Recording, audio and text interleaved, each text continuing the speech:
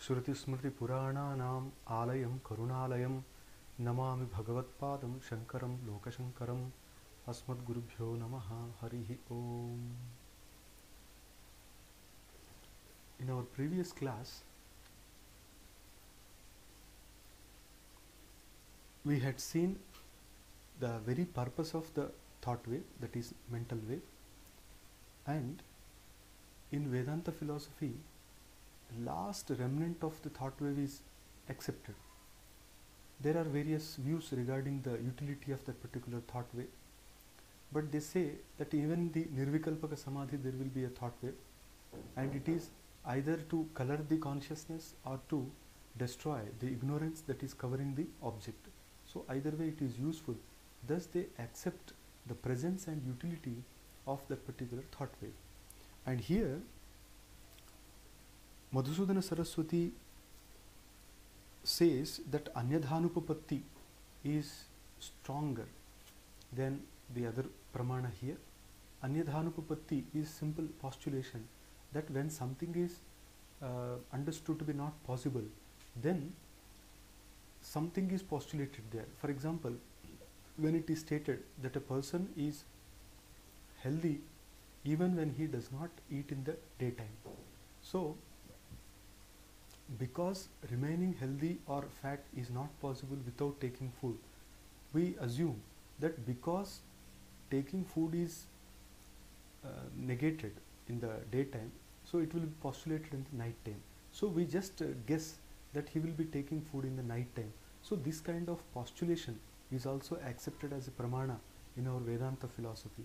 So here Anyadha Anupapatti, Anyadha, that means by any other means, Anupapatti, something is not possible. So because it is not possible otherwise, its possibility should be postulated in a stated manner. Sarvato Balavatvat, and that Anyadha Siddhi, Anyadha Anupapatti or postulation is the strongest of all these pramanas. Taduktam, and Madhusudana Saraswati quotes from Khandana Khandakadya, that is Sri Harsha's text. Anyadhanupapattischet asti vastu prasadhika. So this Anyadhanupapatti postulation is there establishing the jnana, ajnana, all that. Then pinashti drushti vaimatyam saiva sarva baladhika. So it will naturally discard all the other contradictions or contraries there, because this Anyadhanupapatti is the strongest of all the pramana. So that's what our Vedanta philosophy believes. And here it is stated that, for example, Tarati Shokam Atmavit is a Upanishadic sentence. Tarati Shokam Atmavit. Atmavit means a person who really knows the true nature of the self. Shokam Tarati will transcend the limitations of grief or will cross over grief. So this is the meaning. Tarati Shokam Atmavat. But from this sentence we postulate several things.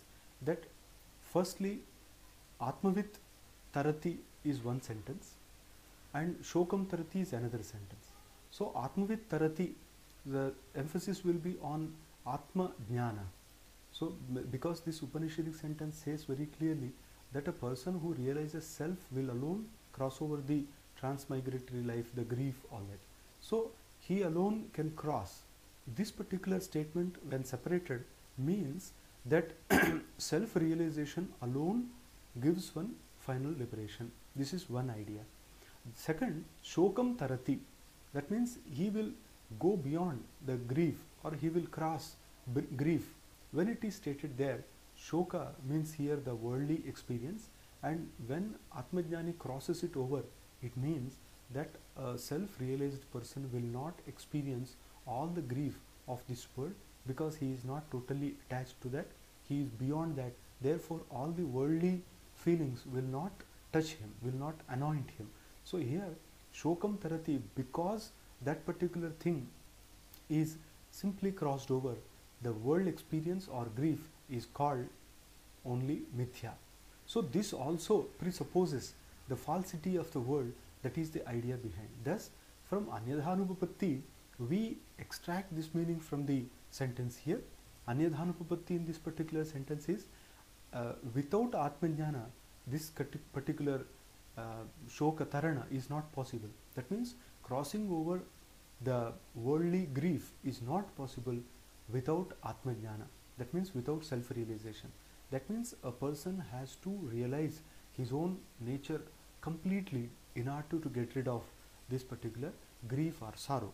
So that's what Sri Harsha also stated in the 6th shloka of his Khandana Khandakadya. And because this Anyadhanupapatti is very strong, Saiva Sarva Baladhika, this sense is extracted from these senses on the basis of this Anyadhanupapatti only. Thus, Athava, otherwise we can say Moola Jnana Seva Avastha Jnanani Ghatadi Vishayavarnani. So we understand two kinds of ajnana here. One ajnana is mundane. That means in our day-to-day life also we classify that a particular knowledge is true, another knowledge is false. And there are bits of false knowledges in our day-to-day experiences also. Altogether we say in our normal life that something is called true cognition or valid knowledge and the other is false knowledge. So here something is called false in relation to this real knowledge. And what is real knowledge? Real knowledge is that which is not contradicted later on, and false knowledge is so called because it is contradicted or negated later on. Thus, it is after all the contradiction of that particular cognition which decides the nature of that cognition here.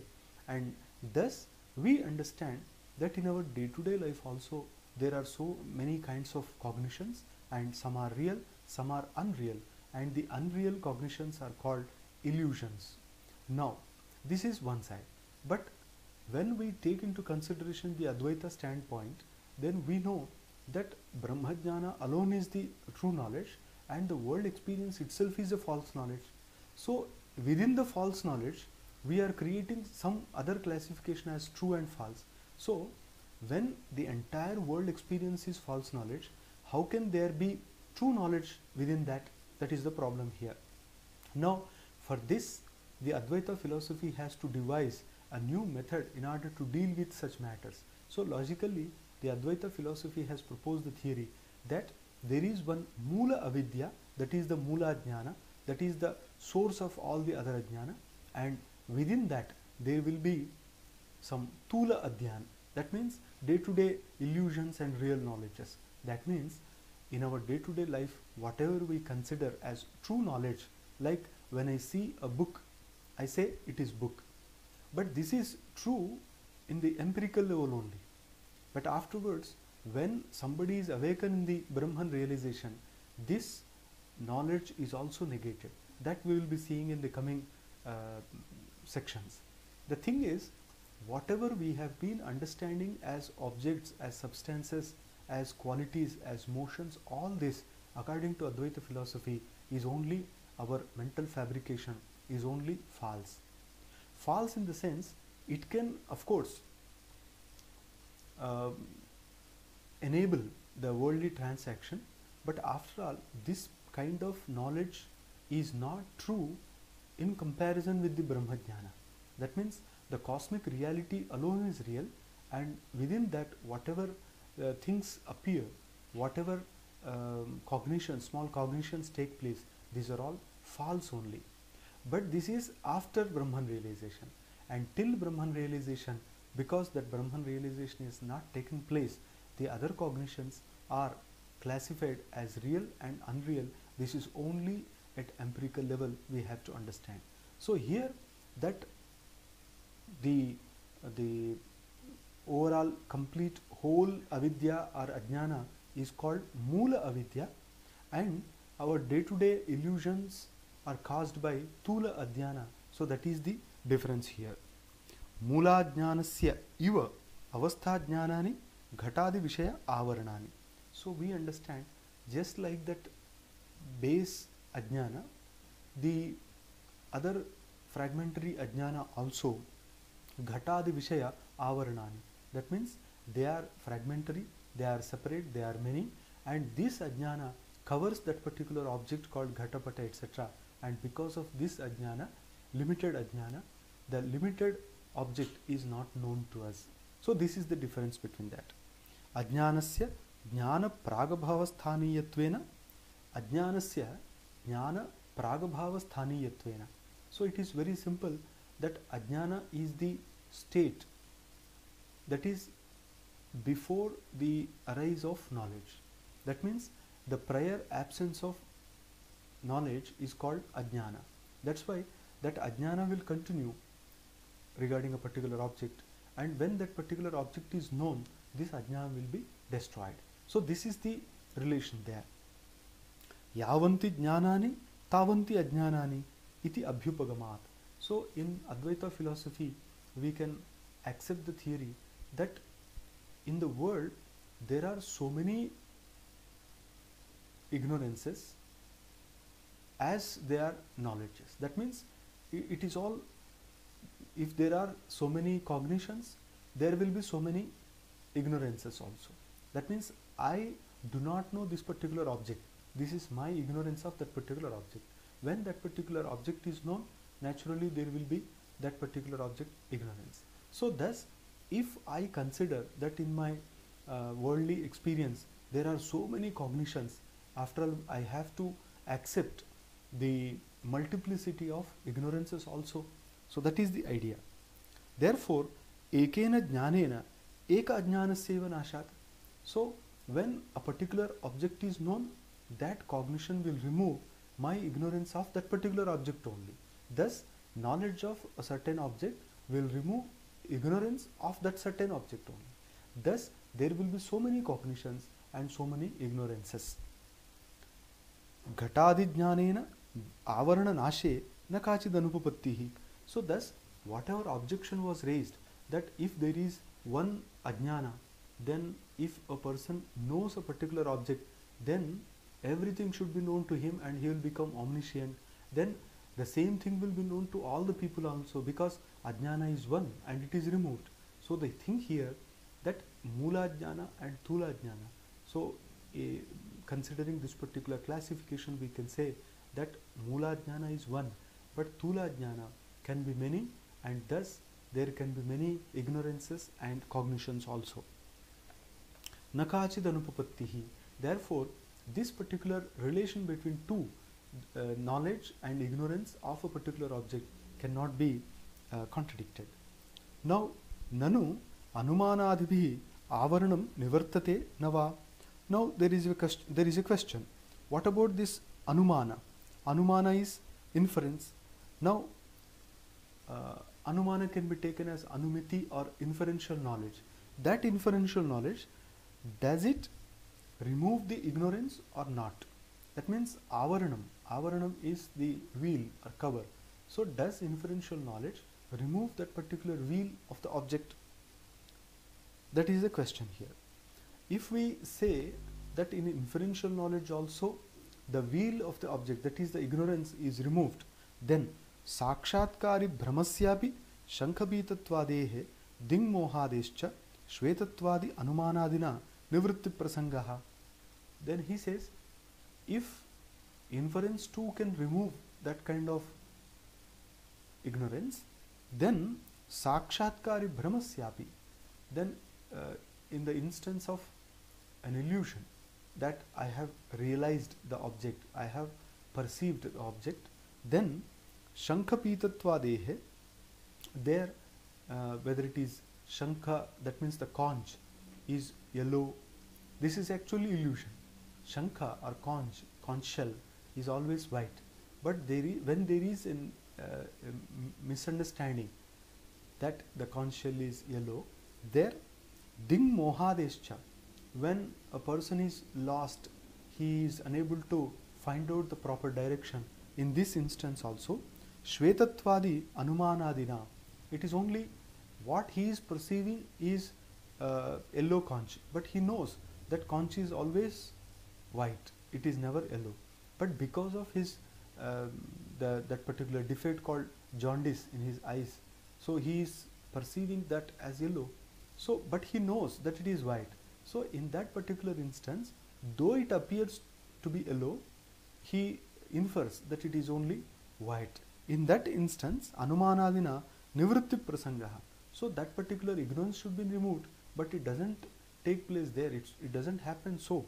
Now, whether anumana is capable of removing this ignorance or not, in direct experience, of course, we know that the ignorance is removed. But what about such kind of pramana where direct experience does not take place? Adhisthana ajnana upadanakatve brahmasya tannivruttau nivrittehe. Adhisthana ajnana upadanakatve brahmasya.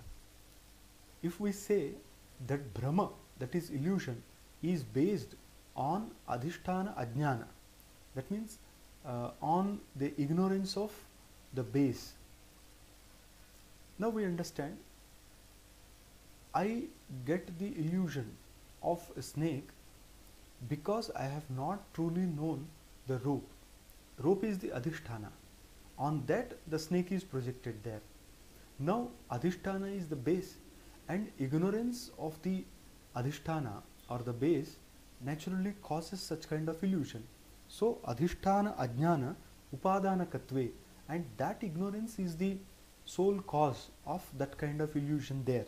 Therefore tan nivruttau tan nivrittehe. Therefore when that kind of illusion is removed, ignorance is removed, then there will not be any illusion at all. Now we have to understand the cause and relation, that relation of cause and effect between these two. That is, illusion is caused by ignorance of that particular base on which something is projected. Now when snake is projected on a piece of rope, the piece of rope is the adhisthana, and not knowing that as rope causes all the other illusions. Now if that illusion is caused by ignorance, then by the removal of the ignorance, the illusion should also be removed. Yauktika jnanena cha brahmanaha avidya nivrittehe sakshatkarartham shravana mananapeksha na syat. Now he says, if anumana is also capable of producing that kind of direct knowledge, then what is the use of shravana and nididhyasana? Because in Brihadaranyaka Upanishad we find this sentence propounding the means of self-realization. When it says Atma va are drashtavyaha shrotavyo mantavyo nididhyasitavyaha, it says that the self should be realized with the help of shravana manana nididhyasana.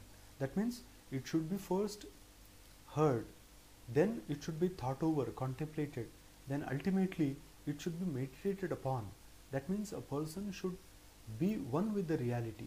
Thus first it should be heard that something is there, then with the help of logic or reasoning that should be ascertained for oneself, then ultimately one should become one with that, one should remain in his pure form. Thus three are there, and we understand that Shravana is the Vedanta Shravana, Manana is the Nyaya Shastra, and Nididhyasana is the Yoga Shastra. Thus three steps are there, and of course some other people understand that these are not the steps, these are separate means only. That means there is option, either you go with the help of Shravana or Manana or Nididhyasana.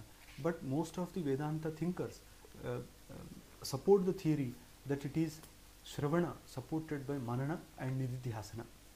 So here he says, if Brahmanaha avidya nivrittehe, that means my ignorance of Brahman, the cosmic reality, is removed by reasoning, inferential knowledge, then because that ignorance is removed, sakshatkarartham, for my realization, shravana mananapeksha na syat, the other two will not be possible there. That means there will not be any use of those two. Dvitiyacha, if we say that the inferential knowledge does not remove ignorance, then vanyadi vyavaharo na syat, then there cannot be the conclusion in the syllogistic formula as parvato vanyman, that means the fire is there on the mountain. So this kind of sakshatkara will not be there. Thus there are two options. Either you say that the inferential knowledge also removes the ignorance, or you say it does not. Now, either option should be accepted, but the logical problems are presented here, that if you accept, then Shravana Manana, other things will not be possible there, and if you do not accept, then how is the conclusion possible there? Because in the syllogistic formula we find 5 members, and in the Vedanta philosophy, of course, 3 members. Whatever is the number of those the member there, but the thing is, when somebody says there is fire on the mountain, it is only proposition, but that particular statement is strengthened by the reason, the second step, that is, because there is smoke, this is the hetu there. And in the third step we correlate these two and say, because there is smoke there should be fire, because wherever there is smoke there is fire, as in the kitchen or elsewhere. So this kind of concomitance we present, and with the help of this concomitance, on the strength of this concomitance only, we ascertain the presence of fire on the mountain. This is actually the syllogistic formula, and whether it is Barbara logic or the other, so we accept this. The order is of course different, and in the Vedanta philosophy they say you either start with pratigna or udaharana, but there will be only 3 steps. 3 steps are sufficient to propound our theory. That's their idea. So here we find, when Parvato Vanniman is the first statement, that is the proposition, and at the end of that also, the logical argument also, at the end we find further again, we again say the mountain has fire. What is the difference between these two? Parvato Vanniman, Parvato Vanniman. We observe that in order to derive this particular conclusion, we have provided sufficient data within, and that logical data is seen in the form of reason, then concomitance, then consideration of the hetu on the paksha. So all these provides the data, and data analysis is made in the next few steps, and ultimately that particular conclusion is derived. And this way the Parvato Vanniman is actually a kind of journey from doubt to assertion, from doubt to real knowledge. So first, when we said Parvato Vanniman, there is fire on the mountain, we were not certain about the existence of fire on the mountain. We had taken therefore the help of the reason, because there is smoke. And now the first sentence does not give us any assertive knowledge, but when we pass through the data and when we reach the conclusion, we ascertain that there is fire. And these two cognitions are ultimately different, though they appear to be verbal. Parvato Vanniman, Parvato Vanniman. It appears to be mere repetition, but we understand that the last one is assertive and the first one is only doubtful. So that is the basic difference between the two. And this kind of assertive knowledge would not be possible if we do not accept that the inferential knowledge also removes ignorance. Because if it cannot remove the ignorance, then Vanni will not be known at all, and there will not be the conclusion.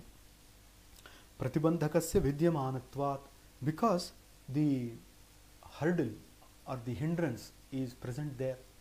The hurdle being present, the final knowledge cannot take place. That is the problem. What is the hurdle? Because ajnana is there, and because of the presence of that ajnana, the Vanni is not truly known. So that is the problem there. And thus, when the opponent discusses in this way and presents the logical problems and asks whether inferential knowledge is taken as removing the ignorance or not, now Madhusudana Saraswati explains. Uchyate, he says, dvividham avaranam. He says, for this particular instance, we have to accept the ignorance being twofold. Twofold ignorance is there. What are the two types? He says, ekam asatva apadakam, antyam abhana apadakam. Now we have to understand two things. One, asatva apadakam. That means that ignorance which causes this kind of cognition that the object is not there. This is asatva apadaka. Second, another kind of ignorance is there which says abhana, though it is there, it does not appear. So that is one kind of ignorance.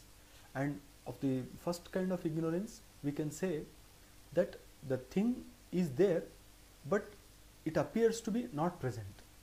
In the second one, it is not known. So two things are there. That is not present and not known. And in both the instances, the ignorance only functions. And in the first one, antahkaranavachinna sakshinishtham. Where is the first one? Which makes the existing things non-existent. That is antahkaranavachinna sakshi nishtham. So this kind of ignorance is present in the passive observer who is conditioned by the antahkarana or the intellect. Anyat abhanapadikam. Naturally, the abhana apadakam. That means the thing being there also, we do not know that. Where does it exist, that ignorance? Vishayavachinna Brahma Chaitanya Nishtham. Now Madhusudana Saraswati explains that abhana is the Vishaya Avachinna Brahma Chaitanya Nishtham. That ignorance is there in that cosmic reality only, in that Brahma Nishtha only, but it is Vishaya Avachinna, but that envelops that particular object. And because of this particular envelope of that particular object, the object is not known to me, and this is ignorance enveloping that object only. But asatva, that which causes the things non-existent, that is the ignorance in me. So two things are there. One is in the antahkaranavachinna sakshinishta, and another ignorance is in the vishayavachinna brahmanishta, brahma chaitanya nishtha. So thus, if we classify them in two categories, we can get rid of this logical problem also. Now, ghatamaham najanami iti ubhayavachedaka anubhavat. We say, out of our experience, that the sentence like ghatam aham najanami. What is that? I do not know that it is a pot. Ghatam aham najanami. Now here we understand that knowing that as ghata also, I do not know that as ghata. So two things are there. One, not knowing that completely. Another, not knowing the object in its true form. So two things are different here. Janamiti anubhava avachedaka. Tatra adyam paroksha sadharana pramana jnanamatrena nivartate. Now the first one, that means the one which is there in the intellect. So that is paroksha sadharana pramana jnanamatrena nivartate. So that ignorance can be removed by the knowledge pramana, which is of both types, paroksha and aproksha. That means direct and indirect. That kind of knowledge can remove that kind of ignorance. This is one. Anumitepi vanyadu nastiti pratiti anudayat. Now regarding the problem of inference there, anumitopi vanyadu, when the fire is inferred, only guessed to be present there, nastiti pratiti anudayat. So there is no cognition that the Vanni is not there.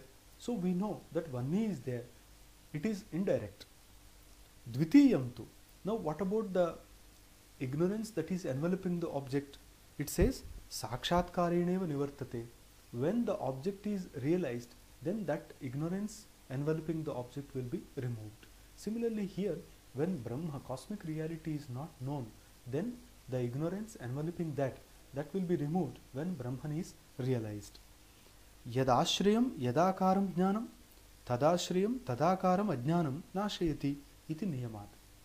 Because as a rule we observe that the ignorance of the particular object residing in that particular one will be removed by the knowledge of the object being in the object only. So thus yadakaram yad ashriyam tadashriyam tadakaram ajnanam nivartayati. So if I say that I do not know the particular object there, ignorance is present in me. And when I know the object as such, then ignorance of that particular object which is in me is removed. So thus, if it is ignorance in me, then knowledge will be taking place in me, which will remove the ignorance. And the ignorance of that object will naturally be removed by the knowledge of that particular object only. Thus, there is a relation called cause and effect between these two, ignorance and knowledge.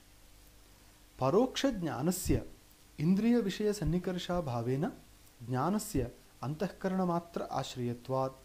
Now, when the knowledge is paroksha, that is not direct, indirect, then indriya vishaya sannikarsha bhavena, there will not be any contact between the senses and the object.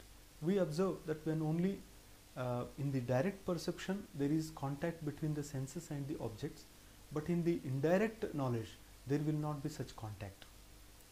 Jnanasya antahkarana matra ashrayatvat.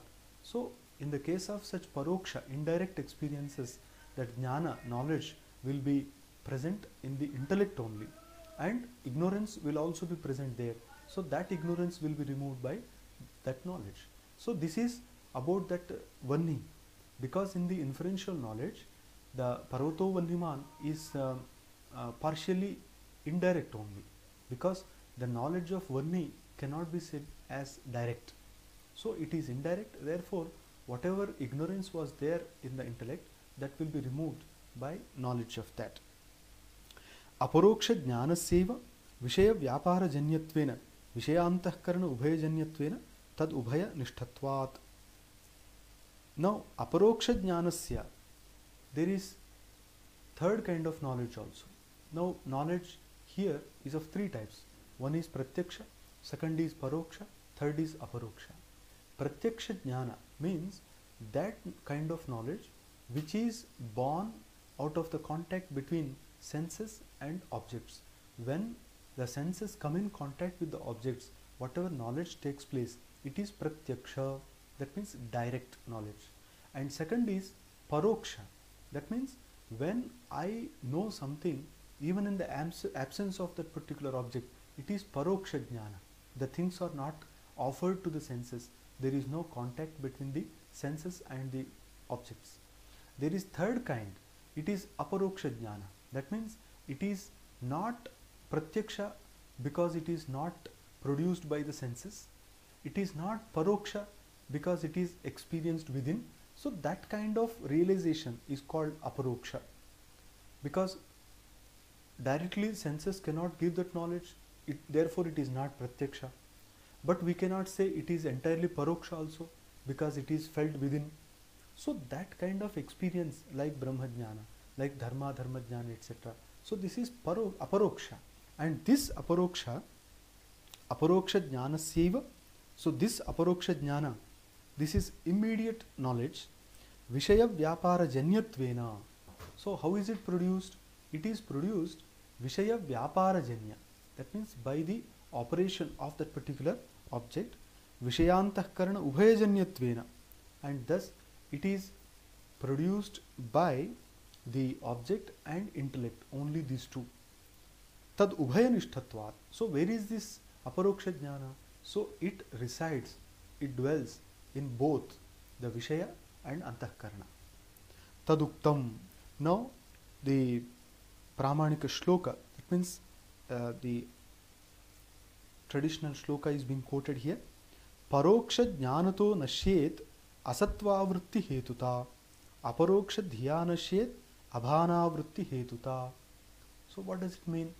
Now earlier Madhusudana Saraswati had stated that the ajnana is also two types. One is asatva apadakam, other is abhana apadakam. Now the function of these two is also stated there, that asatva apadaka resides in the antahkarana and abhana apadaka resides in the object. So thus the distinction is made clear. Now the same is summarized in a shloka. Paroksha jnanataha nashyet asatva vritti hetuta. That means something which is not known before is known by that paroksha jnana also. That asatva, that much is known. This is one. And this asatva, this kind of ignorance is removed by paroksha jnana also. That is indirect knowledge also. Aparoksha dhiya, but by the immediate knowledge or the inside knowledge, nashet abhanavrutti hetuta. Now that ignorance which causes ignorance, that something is not there, not shining, not known. So that kind of ignorance is also removed by this immediate knowledge. That means when that Vanni is not known on the mountain, we have taken the help of smoke, and we said, because there is smoke, there is fire. Now what we have done, we have seen the concomitance between smoke and fire elsewhere, and remembering that, we have on seeing that smoke there, we have understood the presence of Vanni there. Now the presence of Vanni, that is not known before, but after applying this particular inferential knowledge, we have known the presence of smoke, presence of fire there. So this particular process means that the ignorance which has caused the non-existence of fire is removed by this paroksha jnana or the indirect knowledge. And when the ignorance is removed, we have known this much, that the fire is existing on the mountain, but it is not directly known. Therefore, we have to take the help of immediate knowledge, and the immediate knowledge, what does it do? It removes the ignorance which causes the thing non-existent. Now the two things are there. First thing, it is known as being existent, and second thing, it is known completely. So this is the aparoksha jnana. And in the instance of fire, it is known as existing, but its total characteristics are not yet known. That is the difference there. Though we have understood from inference that the fire is existing there, we are not sure whether it is generated by the mountain fire there, whether it is any other kind of fire there. We are not sure. So this is actually not completely prama.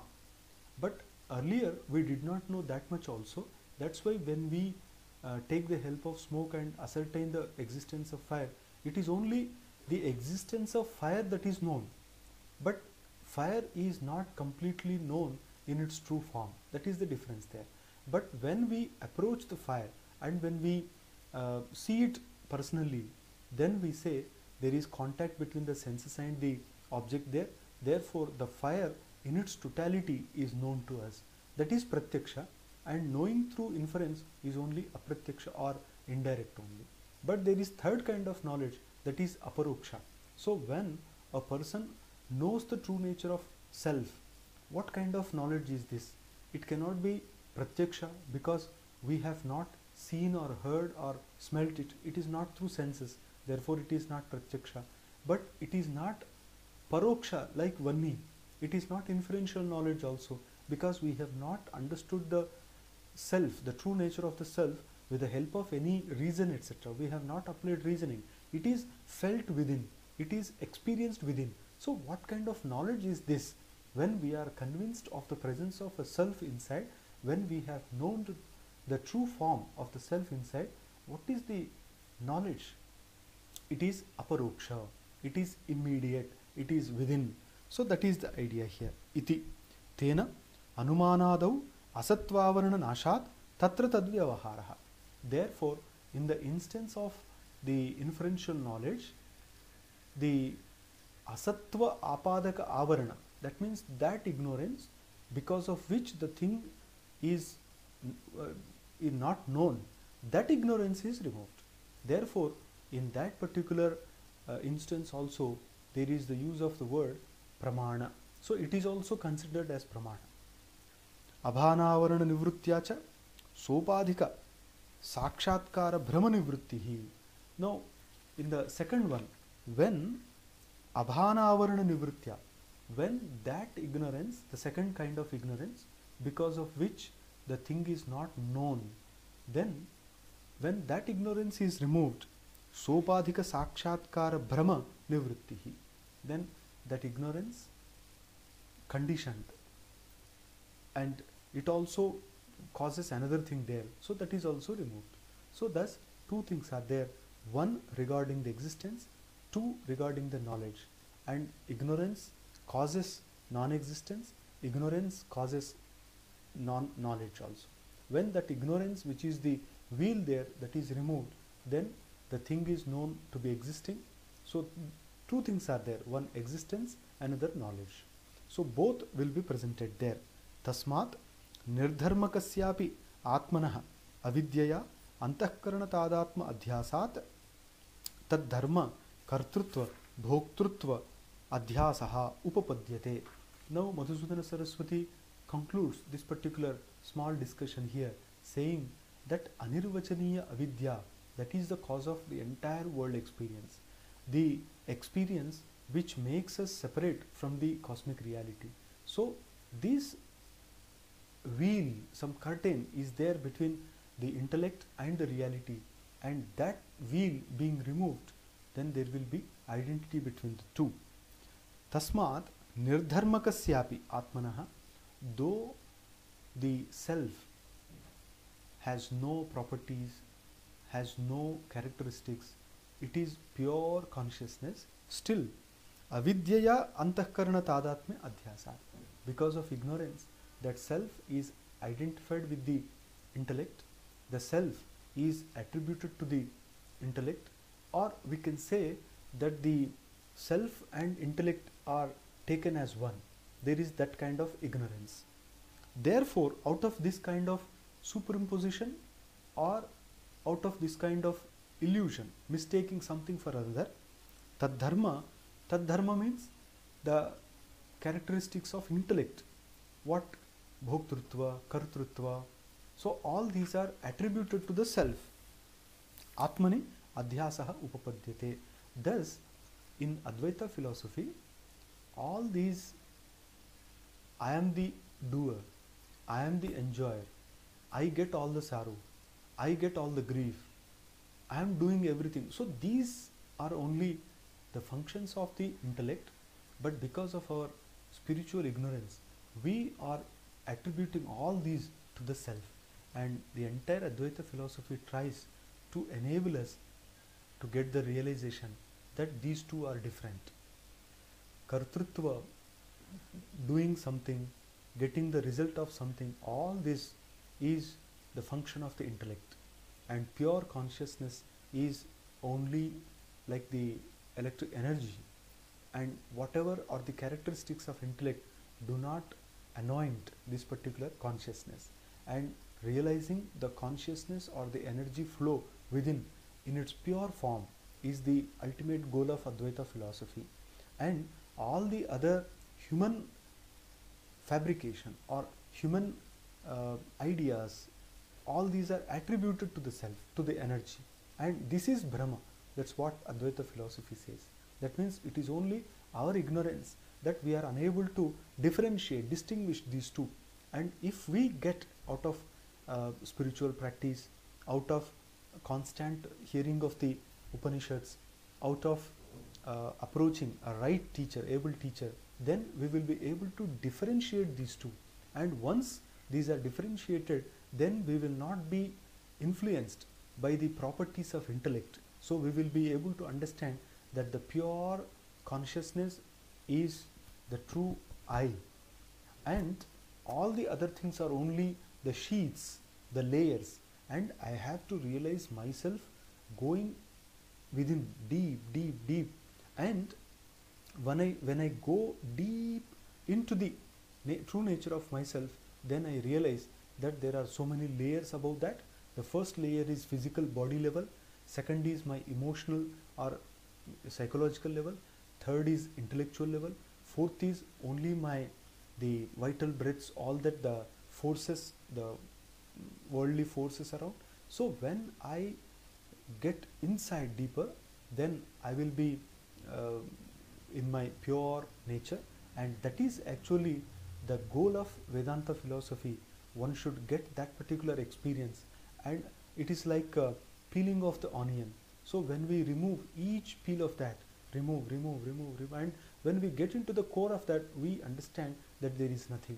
Similarly here also, when we remove all the conditions and all the layers and try to get to the reality, then when we reach that particular point, we realize that the I, the force, the energy is only consciousness. It is flowing and it doesn't have any attributes whatever the world has been attributing to that. Now after this discussion, another point is raised here.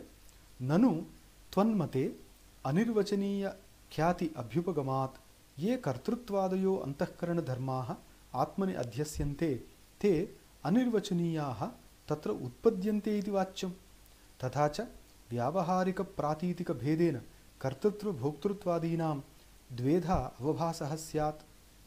This is the doubt. What is the doubt here?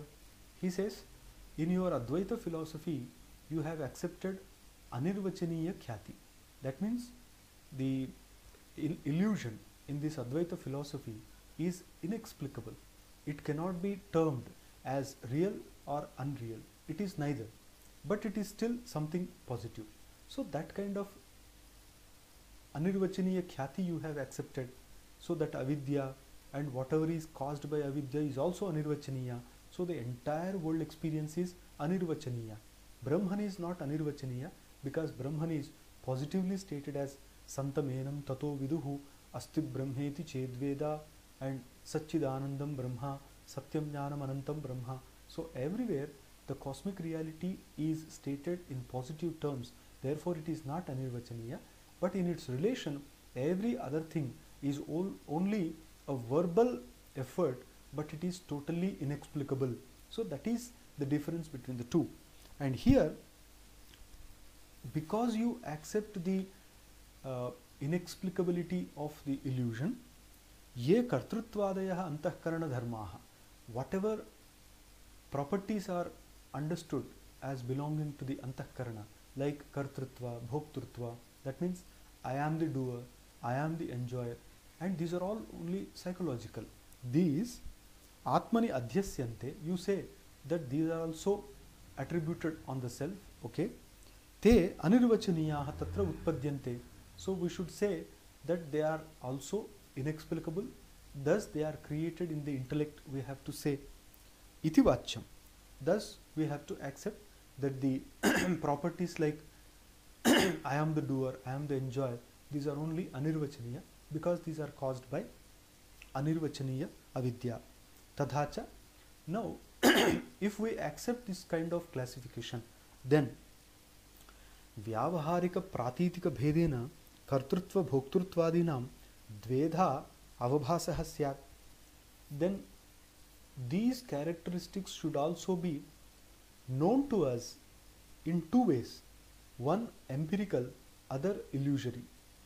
That means these, because these are anirvachaniya, the knowledge should be that the attributes are also empirical and illusory. So why does it not take place? That is the problem here. Vyavaharika pratitika bhedena, because whatever is anirvachaniya, we understand that they have empirical existence and they have the second illusory existence also. So the same thing will apply to these kartrutvadi dharma. That is the problem. Now Madhusudana Saraswati explains, na syat, that kind of problem will not be there. There will not be twofold understanding of these dharma as empirical and illusory. Why? Tadatmya abhimanena avivekat. Because the problem is tadatmya abhimanena, because those are taken as identical, avivekat, there is no discretion, there is no differentiation of those dharma with their reality. Therefore they are not known as conventional, as empirical or illusory. Sakala dharma visishtasyeva antahkaranasya atmani adhyastitvena dvya bhava dva.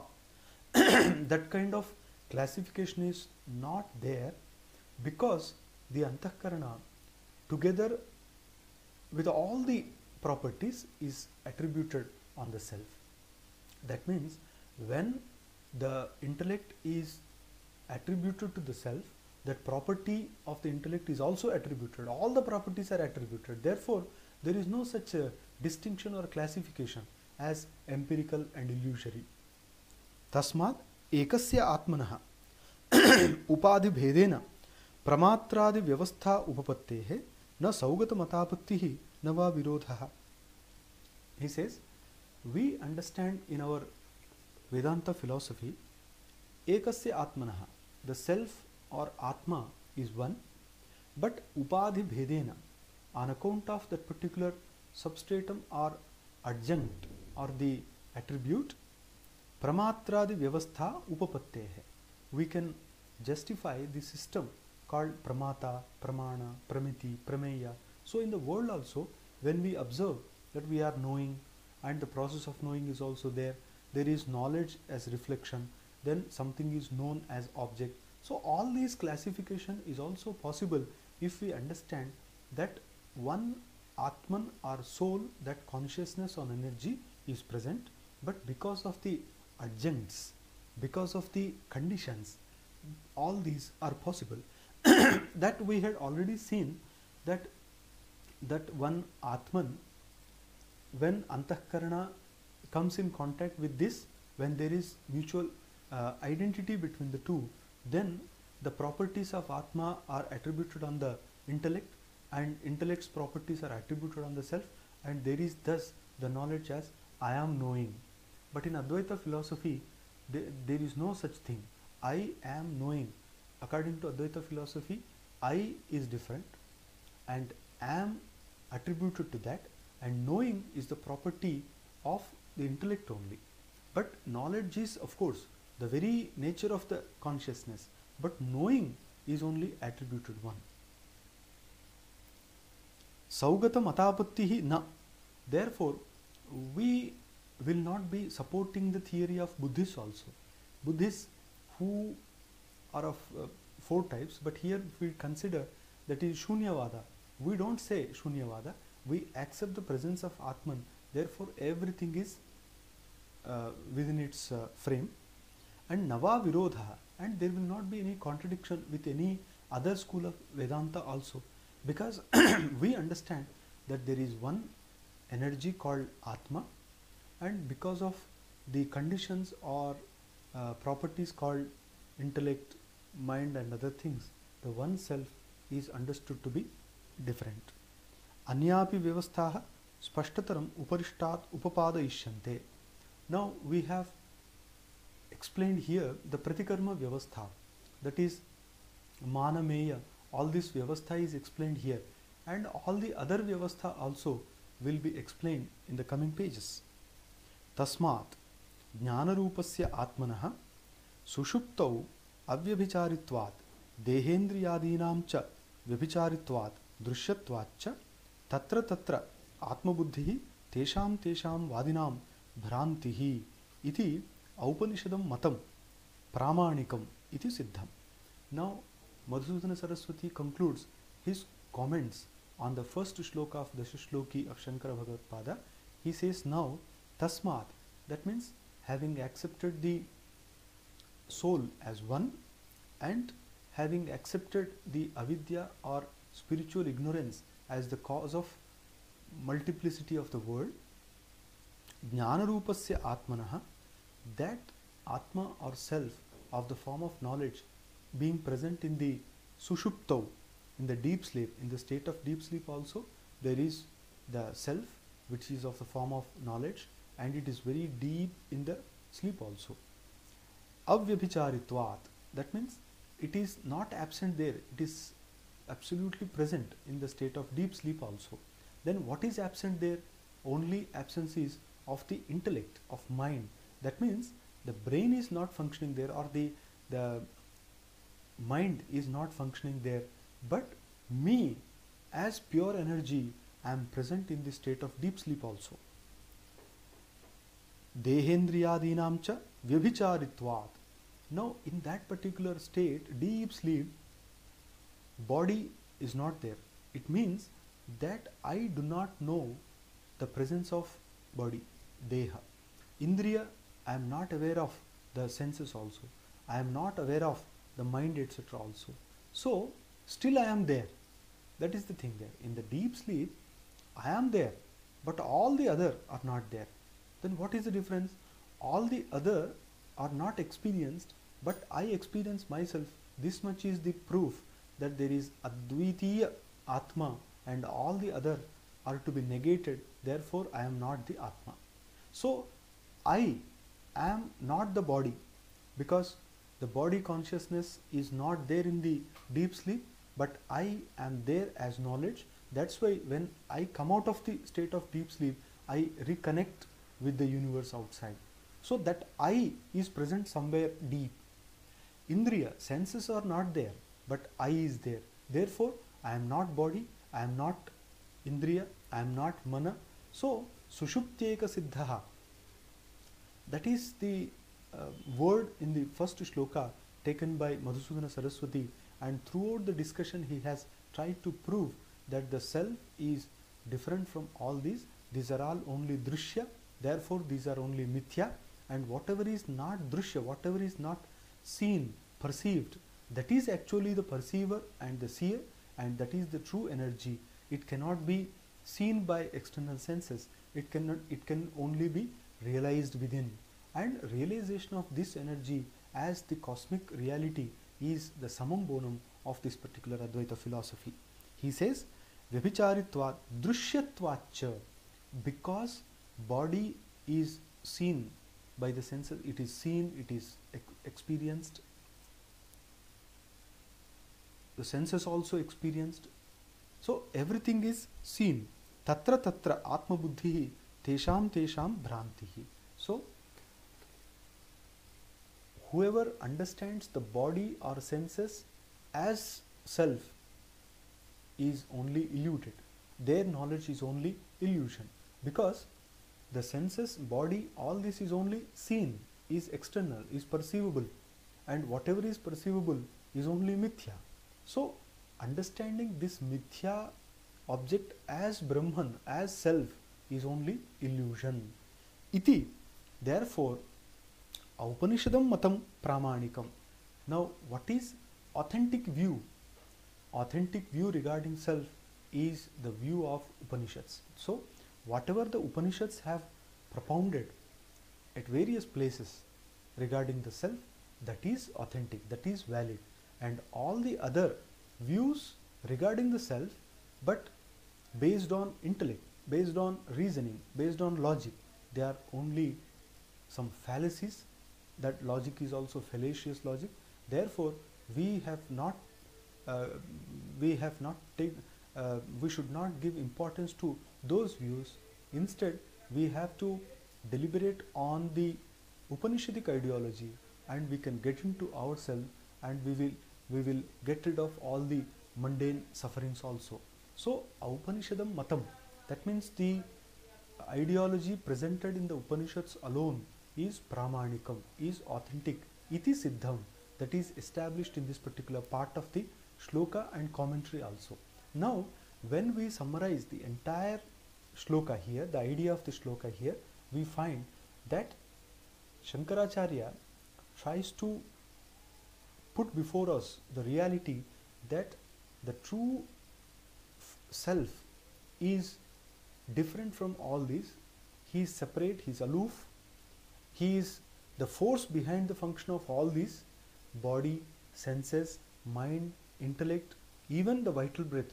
All these are only the other things activated by the self, and the self is pure energy within the body, and that energy is not different from the cosmic energy. Therefore, he wants to say Atma cha Brahma, that means this energy is the energy outside. These are not separate, it is only one energy.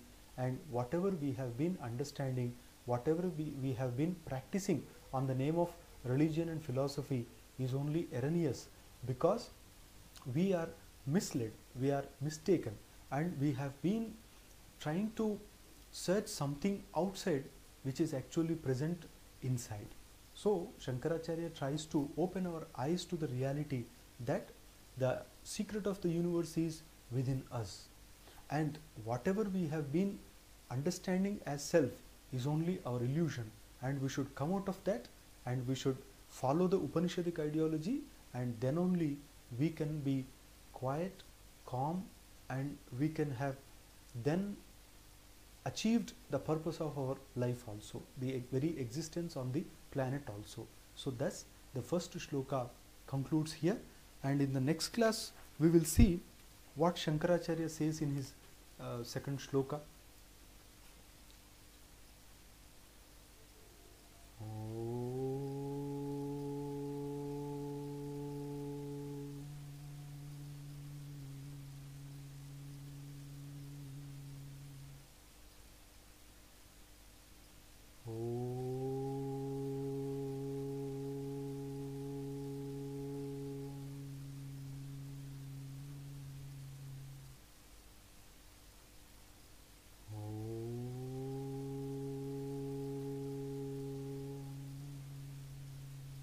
Shanti Shanti Shanti Harihi Om.